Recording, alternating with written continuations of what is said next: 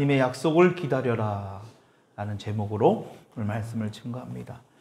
우리가 읽은 우리 창세기의 말씀을 보면 많은 인물 중에 아브라함, 이삭, 야곱, 이 요셉이라는 인물을 우리가 볼 수 있습니다.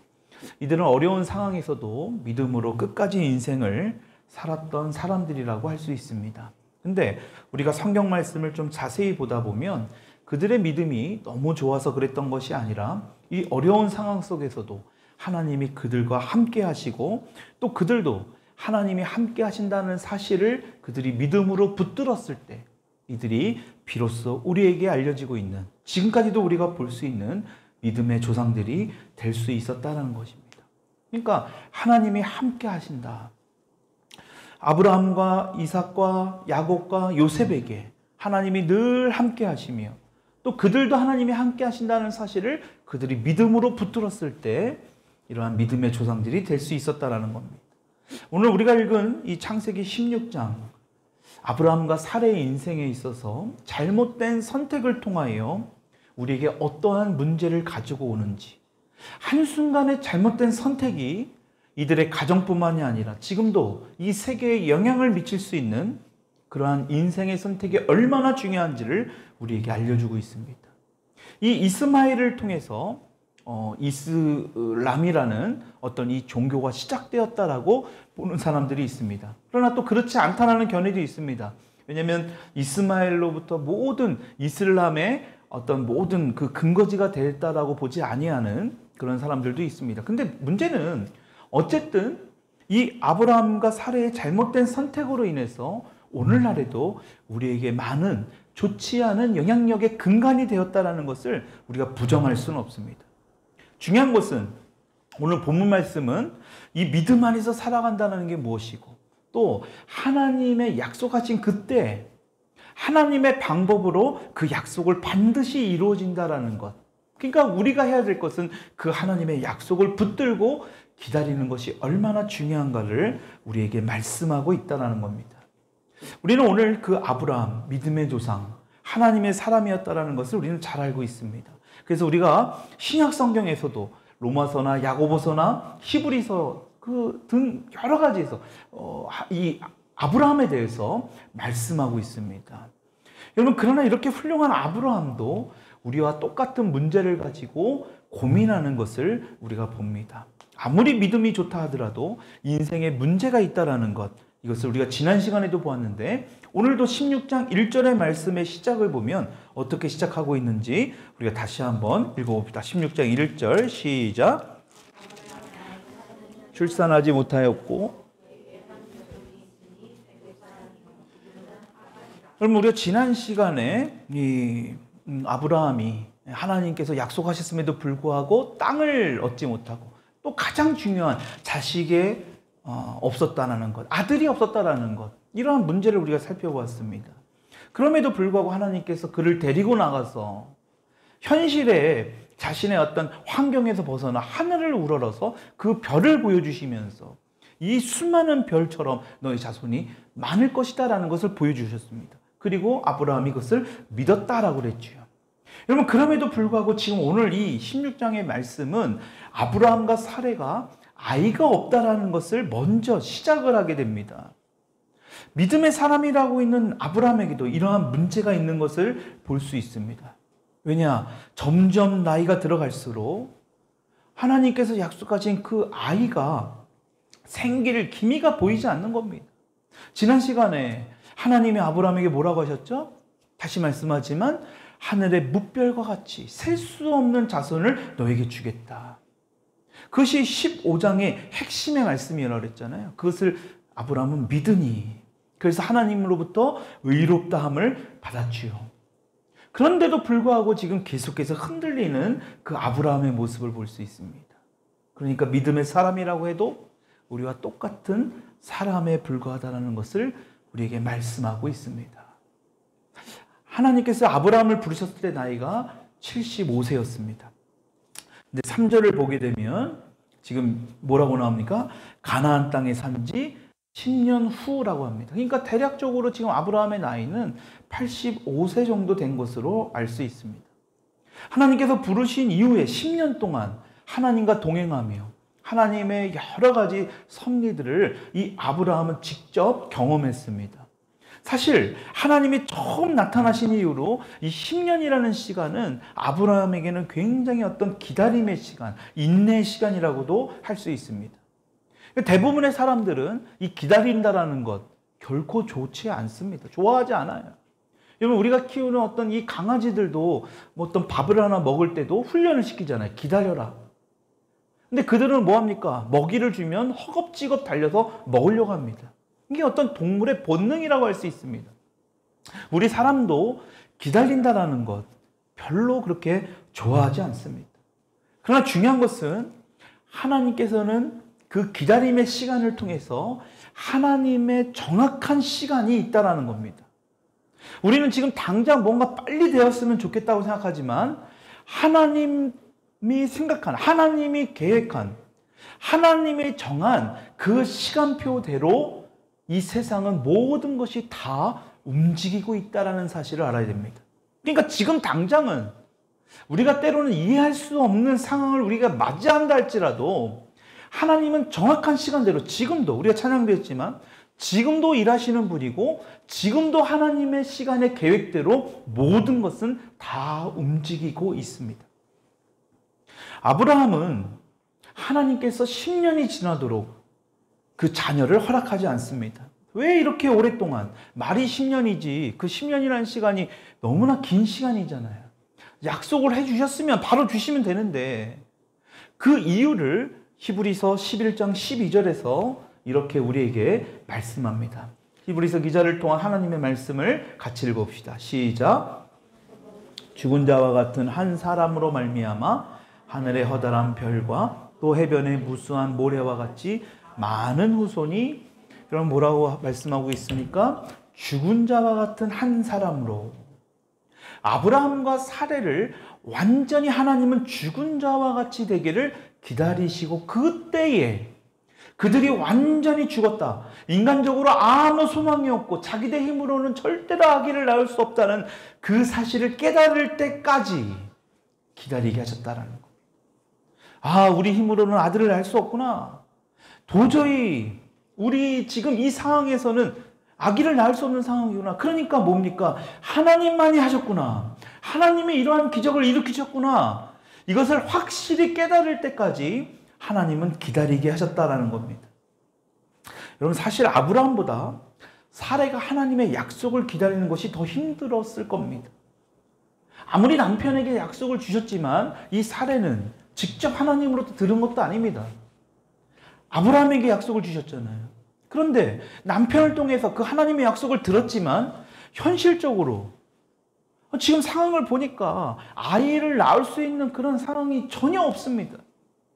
시간을 흐르면 흐를수록 지금 여러 가지 이 생물학적으로 봐도 아기를 낳을 수 없는 그런 상황이 놓여져 있던 겁니다.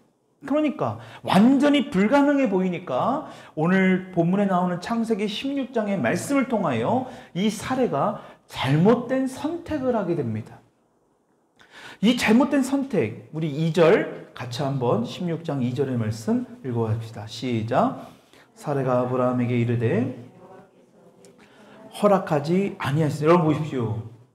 자기 마음대로 해석하는 겁니다. 인내하지 못하고 하나님이 지금 아기를 주지 않으니까 하나님께서 내 출산을 허락하지 아니하셨으니. 언제 허락하셨습니까? 언제 허락하지 않으셨습니까? 하나님이 허락하지 않으셨다는 말씀이 없어요. 오히려 아브라함에게 더 확신을 주셨잖아요. 하늘을 우러러 네 별을 봐라. 그럼에도 불구하고 아브라함을 통해서 사례가 이 사실을 알지 못했습니까? 15장을 통해서 아브라함은 그것을 믿었습니다. 근데 사례는 그것을 믿지 못했던 것 같아요. 그러니까 내 출산을 허락하지 아니하셨으니 자기 마음대로 지금 하나님을 갖다가 자기 마음대로 해석하고 있는 거예요. 자, 원하건대 읽어봅시다. 시작. 원하건대 내 여종에게 들어가라. 내가 혹 그로 말미암아 자녀를 얻을까 하노라 하매 아브라함이, 여러분 잘 보세요. 지금 자기가 아기를 못 낳으니까 도저히 낳을 수 없는 상황이라고 스스로 잘못된 생각을 할 수 있습니다. 생각은 할 수 있지만 그 생각을 붙든 결과 그것을 선택해버립니다. 그 선택이 어떻습니까? 4절입니다. 같이 읽어봅시다. 3절입니다. 3절 시작. 아브라함의 아내 사레가 그 요종 애굽 사람 하갈을 데려다가 그 남편 아브라함에게 첩으로 준 때는 아브라함이 가나안 땅에 거주한 지 10년 후였더라. 그러니까 지금 이게 뭡니까? 자신의 여종인 하갈을 아브라함에게 보낸 거예요. 다시 말하면 아브라함과 자신의 여종을 통해서 자식을 낳도록 지금 사레가 그러한 계획을 세우고 있는 겁니다. 이 상황적으로 볼 때 우리가 사는 이 시대에는 절대로 있어서는 안 되고 엄청난 문제가 될 수 있는 그러한 행위이지만 당시 문화에서는 너무나 흔한 일입니다. 우리나라만 보더라도 여자를 첩으로 두는 그런 시대가 그렇게 불과 얼마 전이었습니다. 아이 못 낳으면 다른 여자 데려와서 아이를 낳을 수 있는 그러한 것이 문제가 되지 않는 시대였습니다. 지금 아브라함이 살던 이 시대는 전혀 이상할 게 없는 그러한 모습입니다. 사례 입장에서는 지금 다른 사람들도 그 시대적인 문화가 다 그러니까 우리라고 그렇게 할 게 뭐 있어? 아니 우리도 그렇게 할 수 있어. 그러면서 지금 하갈이라는 자신의 여종을 지금 아브라함에게 보내서 아기를 갖기를 원했던 거예요. 그런데 이런 사례의 계획은 처음에는 아주 성공한 것처럼 우리에게 보여집니다. 왜냐? 우리 4절 말씀 읽어볼까요? 시작. 아브라함이 하갈과 동침하였더니 하갈이 임신하며, 여러분 보십시오. 척척 다 이루어집니다. 자신의 계획대로 다 이루어지는 것 같아요. 오, 진짜 내 생각대로 내 계획대로 모든 것이 착착 이루어지네. 결과만 보면, 지금까지만 보면, 지금 우리가 읽은 요 말씀까지만 보면 사례의 생각이 맞는 것처럼 보입니다. 옳은 일처럼 잘 선택한 것처럼 보입니다. 그런데 문제는 뭡니까? 이것은 하나님의 계획은 전혀 아니었다라는 사실.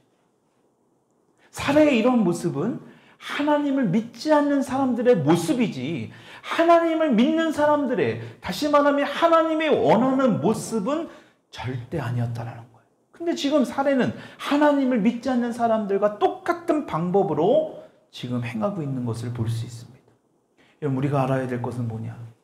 아무리 세상 사람들이 다 하는 것이고 이 사람 저 사람 다 하고 그것이 맞는 것처럼 보인다 하더라도, 그렇게 해서 정말 성공을 거둔 것처럼 보인다 할지라도, 설사 성공을 했다 하더라도 그것은 하나님께서 인정하는 것이 아니라는 거예요.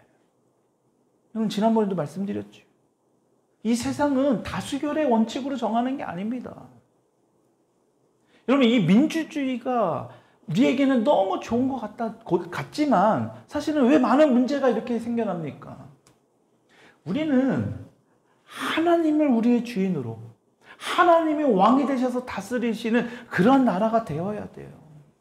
그게 안 되니까 인간들이 아무리 맞다 할지라도, 다 맞는 것처럼 보이더라도, 지금 이 사례의 입장에서는요, 다 세상 사람들 다 그렇게 하니까, 저 사람도 하고 이 사람도 하고, 이 교회도 하고 저 교회도 하는데 다 맞는 것처럼 보이니까요, 실제 그렇게 한 겁니다. 여러분, 그런데 하나님은 그렇지 않다라는 겁니다. 하나님께 불순종하고 하나님을 대적하는 사람들도 얼마든지 이 세상에서 성공할 수 있다는 것을 우리는 너무나 잘 알잖아요.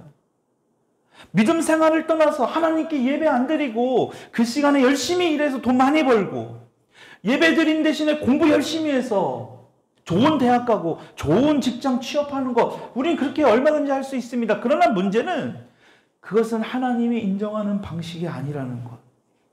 나중에 그 인간적인 노력이 그 사람의 발목을 잡는 일이 있다라는 것을 우리는 기억해야 합니다. 오늘 말씀도 그것을 우리에게 보여주는 거예요. 중요한 것은 하나님은 결코 하갈을 아브라함의 아내로 인정하신 적이 없다라는 것입니다. 여러분, 하나님이 하갈을 아내로 취하라고 하셨습니까? 그 말씀 어디 있습니까? 절대 없어요. 아무것도 없습니다. 그 말씀 아무리 찾아보십시오. 하나님께서 사례의 종 하갈을 아내로 취하라? 없습니다. 그 말씀 아니죠.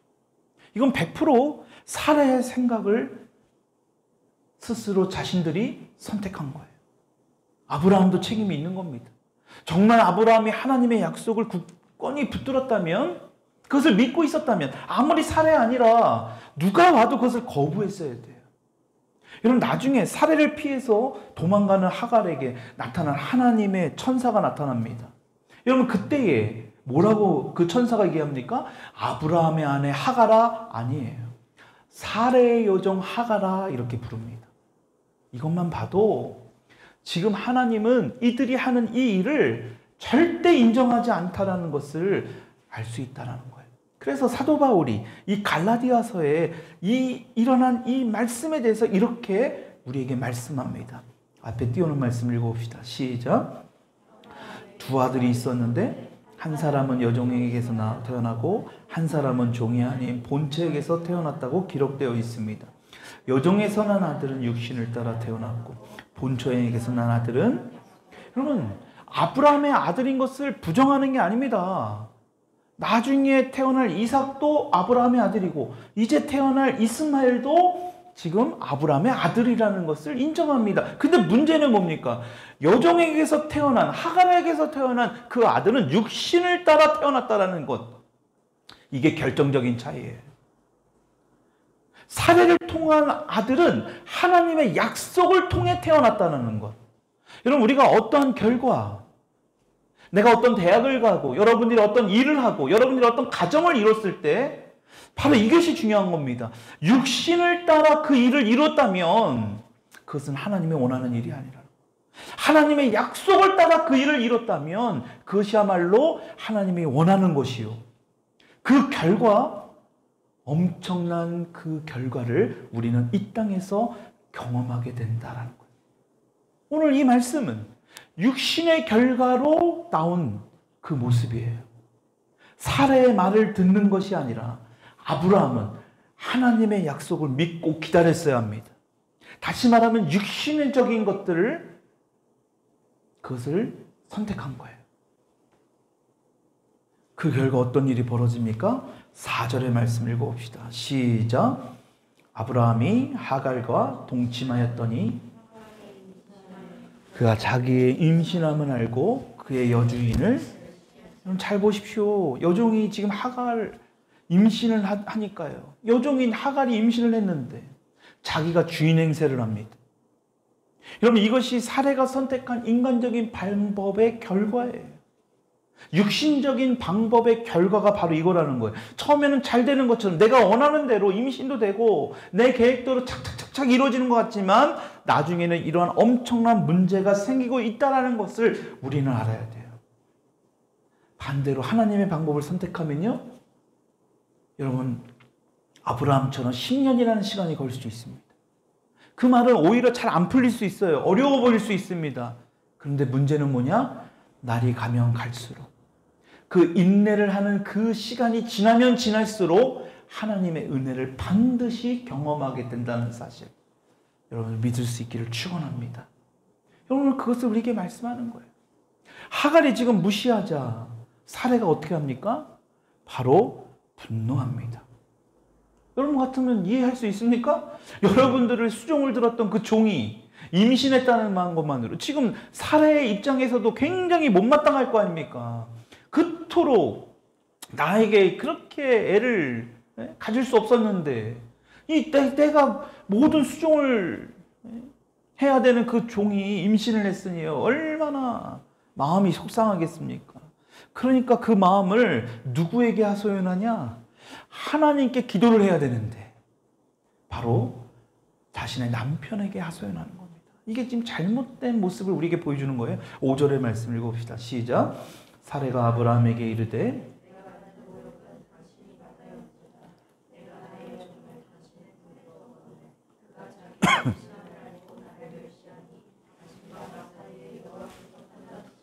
지금 잘못된 태도입니다. 사례의 태도가.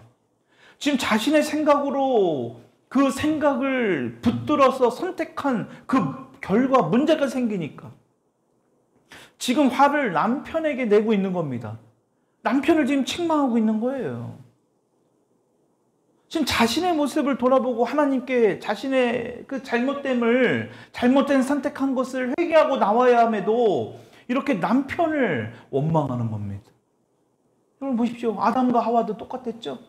하와가 준 선악을 알게 하는 나무의 열매를 먹었다. 하나님 앞에 항변합니다. 변명하는 겁니다.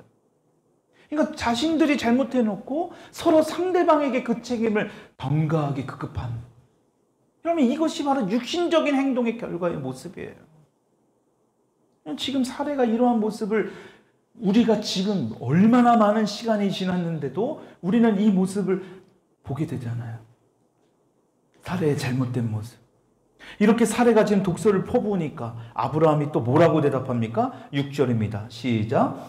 아브라함이 사라에게 이르되 당신의 수중에 있으니 당신의 눈에 좋을 대로 그에게 행하라 하매 사례가 하갈을 학대하였더니 한술 더 뜨는 일이 벌어지는 거예요. 엎친 데 덮친 격이 되는 겁니다. 문제가 지금 눈사람 만들면 눈을 막 굴려서 막 눈덩이 막 부풀듯이. 지금 아브라함이 이런 대답을 하는 게 맞습니까? 지금 한마디로 뭡니까? 당신 마음대로 하세요. 이거 하는 거예요. 사례 마음대로.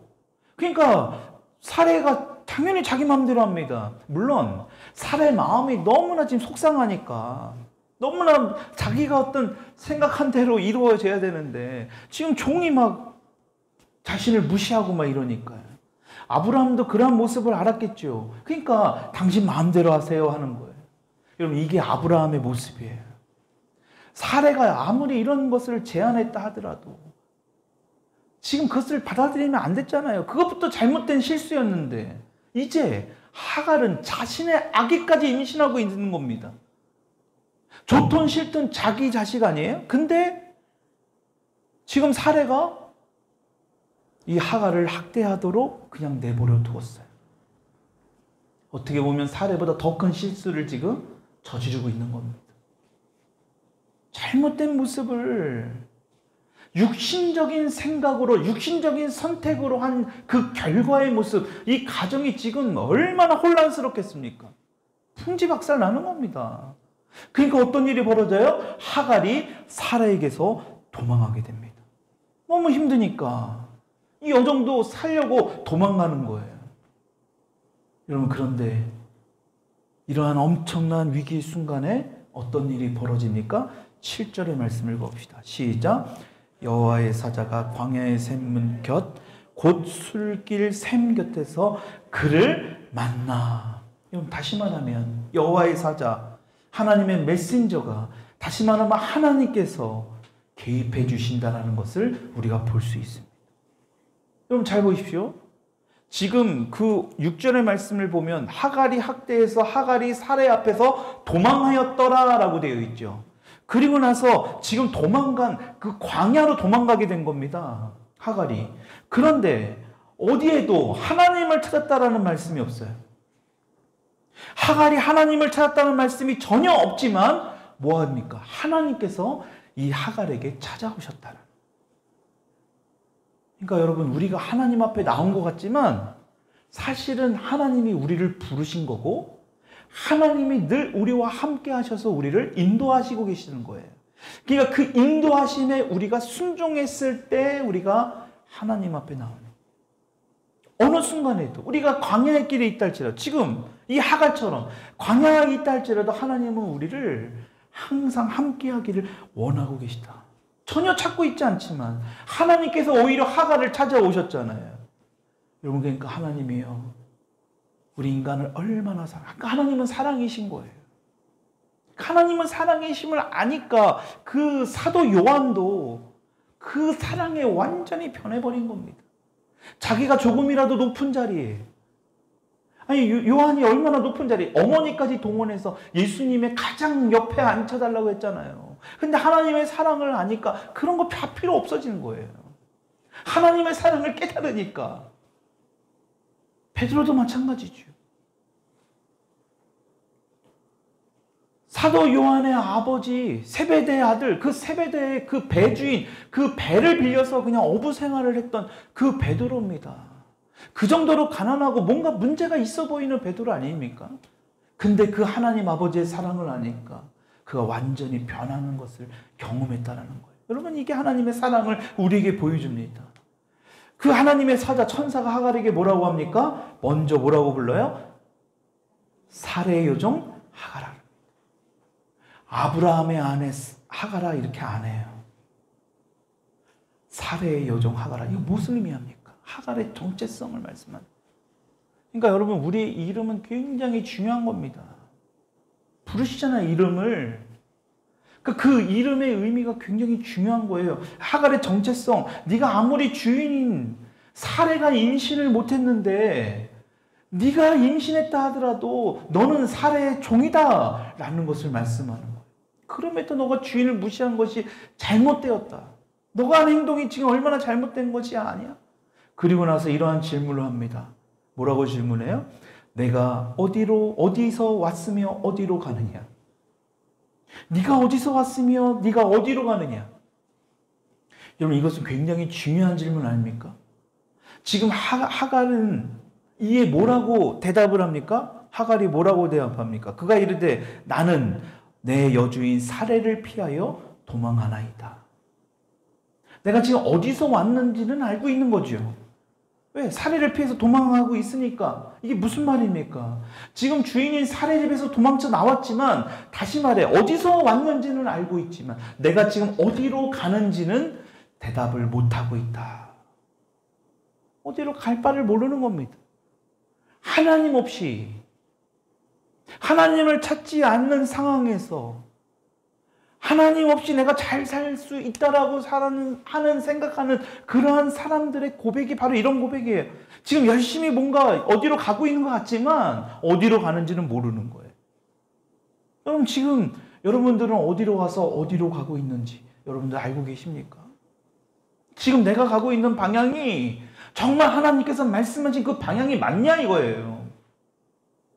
지금 하갈도 그 대답을 못하고 있습니다. 지금 하갈처럼 어려운 상황이 닥쳤을 때 모든 것이 끝난 것처럼 얼마나 어려운 상황입니까? 내가 지금 어디로 가고 있는지도 못할 때, 알지도 못할 때 분명히 알아야 할 것은 하나님은 여전히 우리와 함께 한다는 사실. 지금 하갈처럼 하나님을 찾지도 않는 그 순간에도 하나님은 저와 여러분들과 늘 함께 하신다는 사실. 여러분, 그것을 우리가 알아야 된다. 이제 하갈은 전혀 기대하지도 못했던 엄청난 축복을 지금 받게 됩니다. 근데 문제는 뭡니까? 그 축복을 받기 전에 10절, 11절을 통하여 하나님으로부터 엄청난 축복을 약속받는데 반드시 해결해야 될 것이 있습니다. 그게 바로 뭐냐? 9절 읽어봅시다. 9절 시작.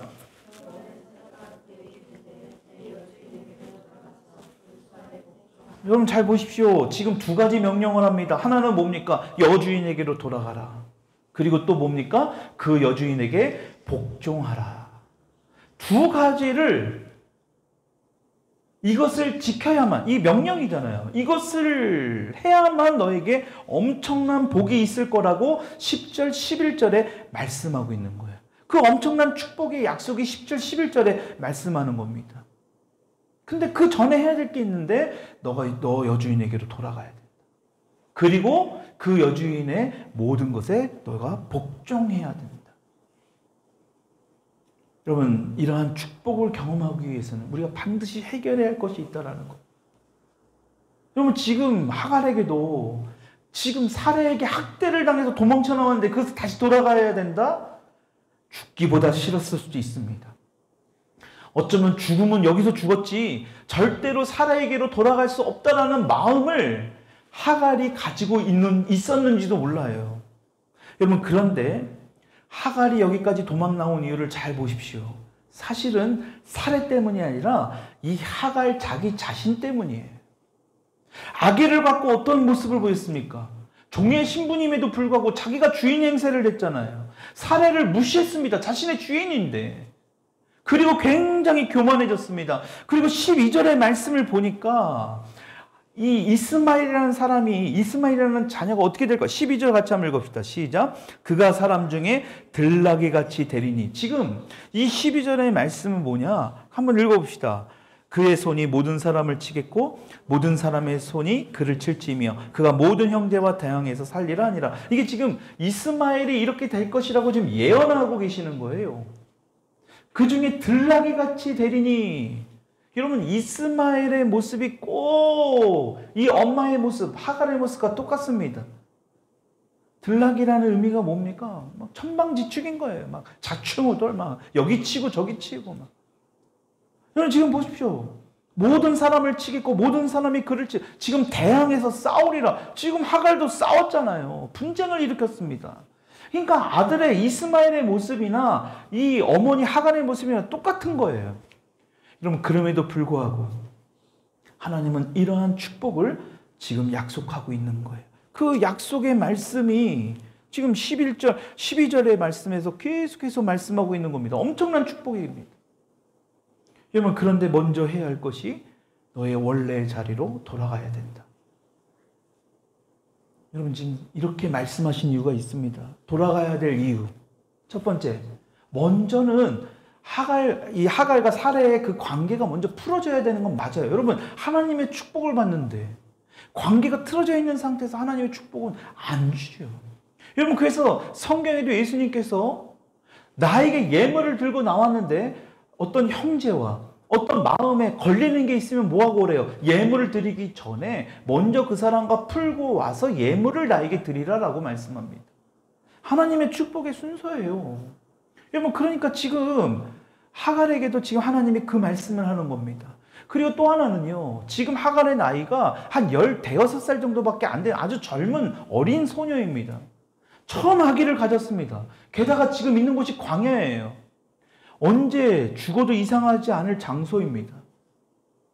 맹수에게라도 물려 뜯거나 어떤 상황에서도 지금 굉장히 힘든 그런 장소에 있다는 겁니다. 혹시라도 이 아기를 잘 낳았다 하더라도 기를 수 있는 그런 상황이 아니에요. 지금 어디로 갈지도 모르는 상황인데요. 그러니까 지금 사례로 다시 돌아가라고 말씀하고 있는 거예요. 우리 13절, 14절 그렇게 한 이후에 한번 읽어봅시다. 하갈이 어떻게 합니까? 하갈이 시작.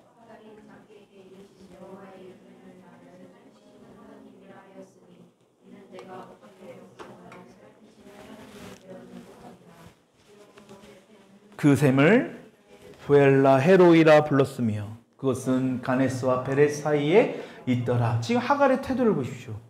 비록 자신의 위치를 망각하고 주인인 사례를 무시하고 멸시하고 교만한 모습으로 들나귀처럼 천방지축하는 실수를 저질렀지만 지금 하나님의 말씀에 순종하는 모습을 볼 수 있습니다.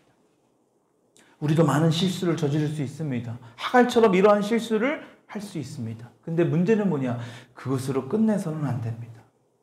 힘들지만 하갈처럼 실패한 그곳으로 주님께서 다시 돌아가라고 할 때에 우리는 순종할 수 있어야 된다라는 그곳에 가서 그리고 하나님께서 말씀하신 사례에게 다시 가서 그 사례와의 관계를 해결해야 된다.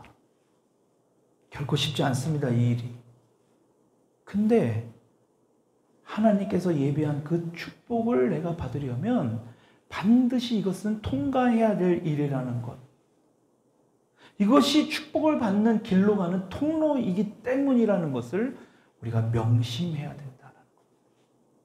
우리가 마지막 우리가 본문 말씀 15절, 16절의 말씀을 우리 다시 한번 읽어보도록 합시다. 시작. 하갈이 아브라함의 아들을 낳음에 이스마엘이라 하였더라. 하갈이 아브라함에게 이스마엘을 낳았을 때에 아브라함이 그러면 이 말씀의 의미는 뭡니까?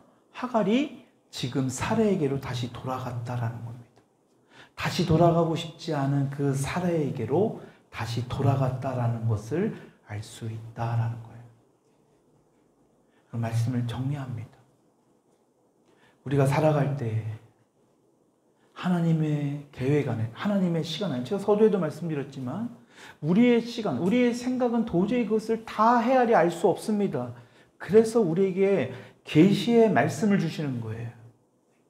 하루를 우리가 살아갈 때 다 그것을 이해할 수 없고 앞으로 일어날 일을 다 생생히 우리가 알 수 없지만 하나님은 하나님의 말씀을 통해서 우리에게 말씀하고 있습니다. 다시 말하면 계시하고 있는 거예요. 그래서 아침에 하나님의 말씀으로 시작하는 것이 너무 중요한 겁니다.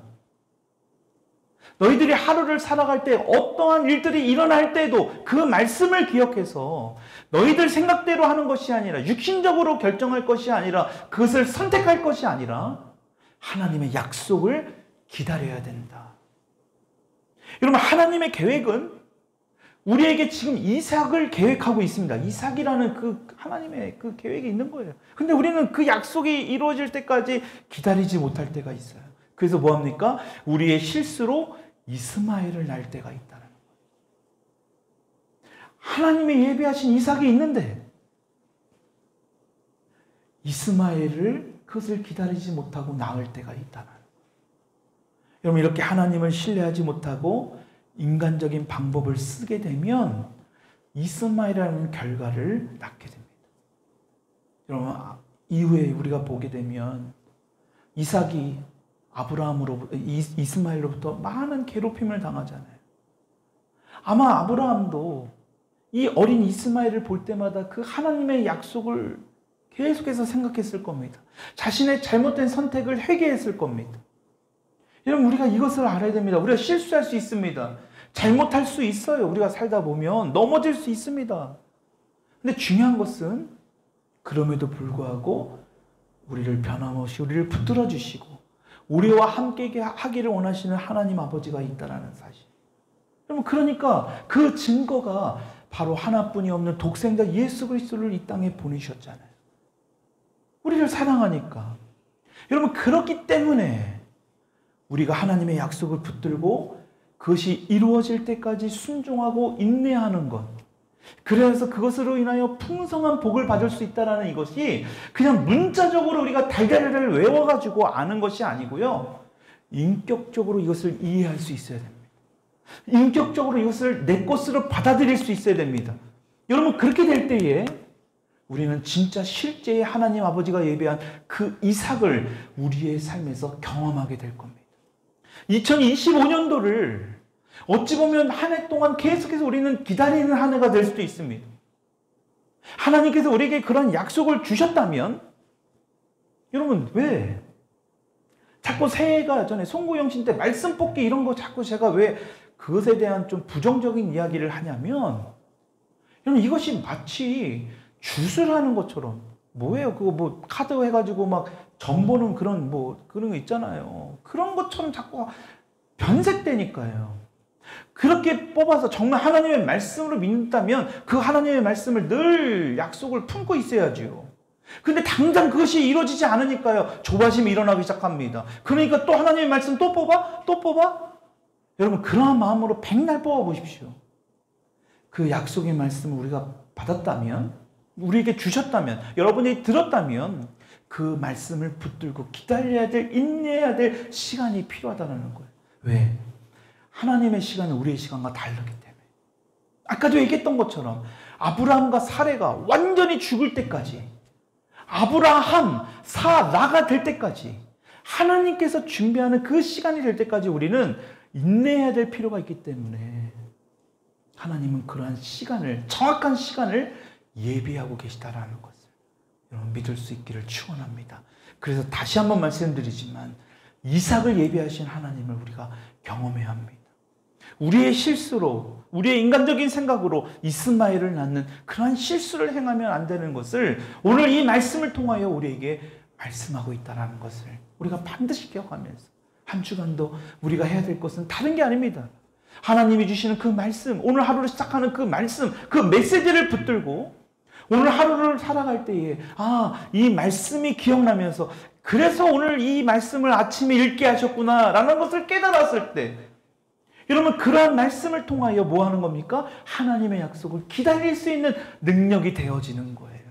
당장에 그 약속이 실현되지 않는다 할지라도, 나에게 또다시 어떤 실망이 생겨진다 할지라도 그 하나님의 약속을 붙들고 하루하루 살아가게 됐을 때 하나님이 예비하신 그 이삭의 축복을 경험하는 2025년도 저와 여러분이 될 수 있기를 주님의 이름으로 축원드립니다.